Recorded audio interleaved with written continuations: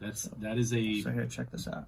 ball python, right? Yes, yeah. Holy cow. And they call them ball pythons, as you can see, because to get comfortable, they ball up. So, but check this out. I want to show you guys. So they really have their own personalities. So I have 2 ball pythons here, and check this out. This one right here, that's white and brown. They call that a piebald ball python. That is a beautiful, see that? beautiful So snake. she'll keep these colors her whole life. So it's not like she's changes colors all the time. she'll keep these colors. So it's not like she's in the midst of shedding. So she'll always have this white pigmentation. It's called piebald, and it's rare in the wild. But you see deer, rabbits could be piebald. Oh, I've heard the term, but I've never applied to a snake. So this right here is a piebald ball python. She's about a year old. And then this other one that I got right here, this is what you would call a wild type, a normal ball python. So these guys are native to West Africa. If you were to go to West Africa, find a wild ball python, these are the colors that you could find. This kind of blends in with the leaf clutter that they have going on over there,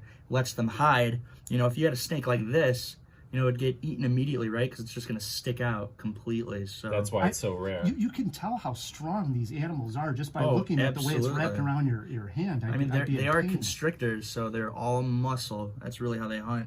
And they're super interested right now. You can see how they're flicking their tongues. What do you feed these creatures? So they eat whole prey. Ball pythons, they get to maybe 4 to 5 feet. So they'll eat rats, stuff like that. They can almost eat me. There you go. So yeah, super, super cool. A lot of people think snakes are slimy, but they're very smooth. I don't know if you guys want to touch. I do.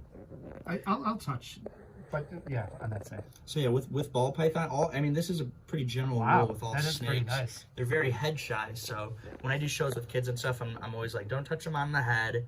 That's because, you know, birds and stuff that are trying to hunt them will go for the head, right? Right. And they don't have any limbs or anything. So sometimes they'll be on like a kid's shoulders and they'll be like, oh, it's choking me. But, you know, that's really just, they're just holding on, right? You know what I mean? They don't have any limbs, so they're really going to anchor themselves. But these guys are super cool.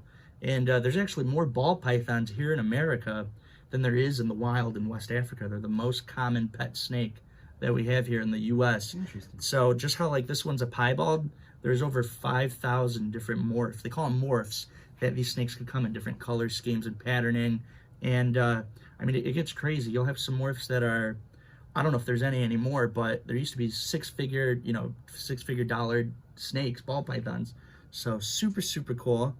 But yeah, so I wanted to bring a cool contrast of like what you'd see in the wild, right? And kind of like, you know, what you'd see here in the pet trade. Do they like each other, or are they solo creatures? So these are animals that live in complete solitude their whole lives. They only really meet to mate. So when you keep them, they're in separate. Yeah, definitely. Yeah, they're all in separate enclosures. But yeah, these guys live in burrows. So I mean, they'll spend, almost all day underground, just in a little burrow, and they'll come out to bask because they are cold-blooded. So they'll come out and they'll absorb the sun. That's why they have this kind of patterning, right? Because they're very vulnerable when they're out basking. So, because anything, they're just out in the open. They sprawl out to absorb all the sun. So it really helps if they're camouflaged. I was talking